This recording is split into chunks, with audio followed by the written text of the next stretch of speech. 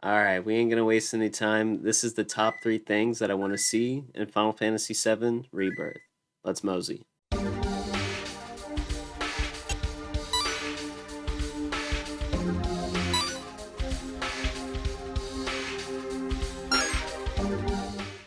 Final Fantasy VII Rebirth will be covering a lot of great parts in the game, and there's so many great parts that are going to be covered. What are the top 3? Coming in at number 3 is going to be Cosmo Canyon. As much as I'm eager to see Barrett's hometown and his story arc with Dyne, I am just as much, if not more, excited to visit Cosmo Canyon. Getting to Cosmo Canyon in the original was one of the many highlights during my first playthrough. Right when you enter Cosmo Canyon, that music kicking in for the first time, wow. And while it felt like a great resting point, going through the dungeon felt like a blast, and my expectations for Rebirth are extremely high for Cosmo Canyon. Now we do get a glimpse at what Cosmo Canyon will look like, and I'm hoping that we see it lit up at night, as it seems we'll be running around during the daytime here. Also, we will be meeting the wise Bugenhagen. Yes, I cannot wait to meet Bugenhagen. Yes, meeting Bugenhagen will be special, along with seeing his presentation on how the livestream works in regards to the planet. I cannot wait to see Nanaki's arc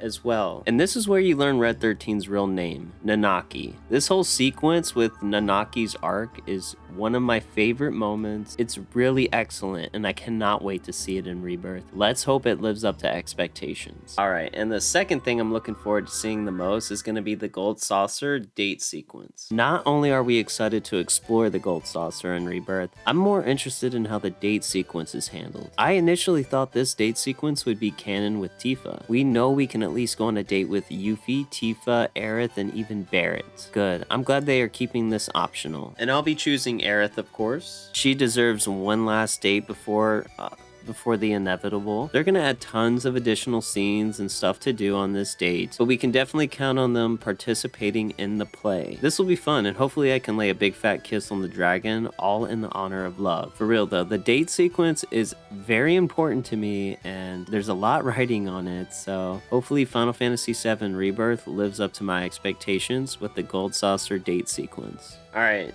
So number 1, I had to think about this for a while, and it was going to be the Temple of Ancients, but my number 1 most anticipated sequence happening in Final Fantasy VII Rebirth has to be the Forgotten Capital. And when I say the Forgotten Capital, I mean the City of the Ancients. Now I would have said the Temple of the Ancients, but we've already seen a visual of what that location will look like. I already expect that location to be one of the more intriguing parts in Rebirth. But the City of the Ancients is even more mysterious. And when I say City of the Ancients, it is a cultivation of multiple things. First off, you have to go through the Sleeping Forest in order to get to this location. And that alone springs some questions for me. Will we have to pass through the Sleeping Forest? Will we need to recover the Lunar Harp? One of my favorite moments in the original is when you try to run through the Sleeping Forest, only to eventually realize we're going in a never-ending loop. Once you've talked to enough people, you figure out that you need the Lunar Harp and it's buried somewhere. Back in my day, there were no hints or guides. You would just spend hours and hours trying to figure out what to do. And I'll tell you what, figuring this out and getting past this part was beyond satisfying. I do hope they keep this in the game and that we must locate the Lunar Harp with little to no help. Some ideas should not be changed, and getting to the City of the Ancients should require passing through the Sleeping Forest. The Sleeping Forest will also be interesting, as I do expect them to expand on it even more. And while we pass through the Sleeping Forest, hopefully they hide some summoning materia and treasures along the way. Now once we reach the Forgotten Capital, I hope this location lives up to the vibes we got in the original. I really do hope the music can match the intensity and anticipation of,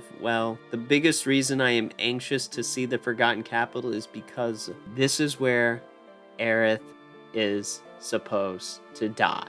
Will Aerith live or die? What will her fate be? Obviously, the easiest way would be just to kill Aerith off and stick to the original script. This is what I expect to happen, but just maybe they will change the ending. Just maybe they will let Aerith live. The last thing I want is for Aerith to die and for her to wake up in Zack's reality. That feels cheap, it lessens the blow of what it felt like to lose Aerith in the original, and I hope they either kill Aerith off for good or let her live. Letting her live would be my first choice, but if they want to kill spoiler off, please do it and make it as dramatic and heartbreaking as possible. I just finished playing the second demo. Absolutely love the demo. It's phenomenal. I'll make a follow-up video on that and we'll talk about it a little bit more in depth. But this game is coming out real soon. Cannot wait to play it. I'll see you guys in the next video.